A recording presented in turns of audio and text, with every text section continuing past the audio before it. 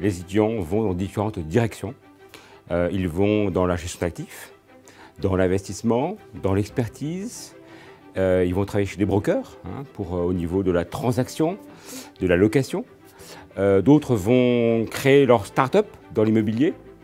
Donc autant de différences, autant d'opportunités pour ces étudiants qui en fait aujourd'hui s'inscrivent dans une direction évolutive puisque le marché évolue constamment, il y a de nouveaux métiers.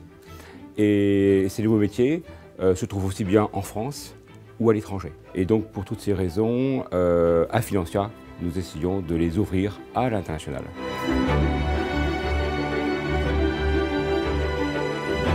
Pour nous, l'enseignement et ce qui est important, ce sont les fondamentaux. L'économie, la finance, le droit, qui permettent en fait à chacun et à chacune d'avoir en fait un fonds de commerce qui va durer. Et autour de cela, en fait, d'avoir eh bien, des cours liés à l'actualité, liés à l'environnement, donc par exemple la fiscalité, par rapport à la fiscalité immobilière, par rapport à des jurisprudences, notamment sur les baux commerciaux, qui également évoluent constamment. Donc c'est en fait de former des étudiants qui vont pouvoir gérer, combiner les fondamentaux et une actualité, une information indispensable à leur culture immédiate.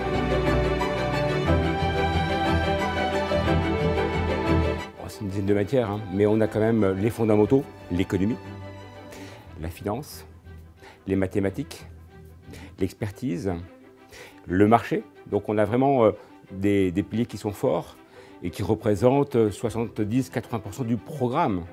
Et ça, c'est très important, c'est que nous puissions former des étudiants avec des fondamentaux, mais surtout qu'ils puissent comprendre les tenants et les aboutissants et d'avoir une culture transversale pour non pas faire des étudiants qui connaissent qu'un seul domaine, mais qui puissent s'interroger, se poser des questions, connaître les causes et les conséquences, car l'immobilier est une classe d'actifs et sans connaître son environnement, sans connaître les problèmes qui peuvent intervenir dans ce secteur, on ne peut pas évoluer.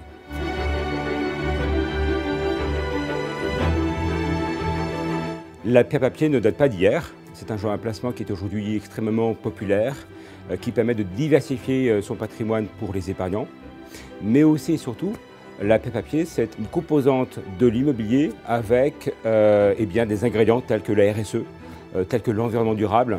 Et en fait, toute cette composition permet en fait à la fois aux gestionnaires d'aller de l'avant par rapport au changement climatique et par rapport aux règles qui se mettent en place peu à peu dans l'immobilier physique et justement de permettre aux épargnants de pouvoir aller dans cette direction, d'investir, de se diversifier et quelque part de respecter également le cadre, c'est-à-dire l'environnement.